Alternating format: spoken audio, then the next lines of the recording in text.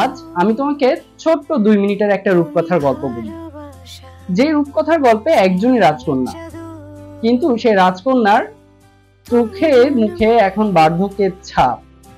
তার মাথা ভর্তি পাকা চুল, তার কপালটাও বড় হয়ে গেছে অনেক, কিন্তু এখনো সে পৃথিবীর সবচেয়ে সুন্দর রাজকন্যা, যার কোনো ক্লান্তি নেই, শ্রান্তি নেই, যার বছরের প্রত্যেকটা দিনই তার যেন ব্যস্ততার কোনো শেষ নেই, যার কাছে কিছু চাওয়া হবে কিন্তু পাওয়া যাবে না এমন কোনো গল্প নেই।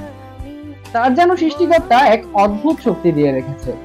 সেই অদ্ভুত শক্তির বলে সে যেন আমাদেরকে প্রত্যেকটা সময় প্রত্যেকটা মুহূর্ত সার্ভিস দিয়ে যাচ্ছে। আর এই রূপকথার রাজকন্যাটাকে তুমি জানো? হ্যাঁ, তুমি। হয়তো আমরা দূর থেকে তোমাকে বলতে পারি না বা আমি তোমাকে জানাতে পারি না, কিন্তু আজকে এই এটিএন নিউজ আয়োজিত মা দিবসের এই বিশেষ দিনে তোমাকে জানিয়ে দিতে চাই, আম্মু তোমাকে অনেক অনেক বেশি ভালোবাসি এবং তোমাকে সব সময় অনেক ভালোবাসবো।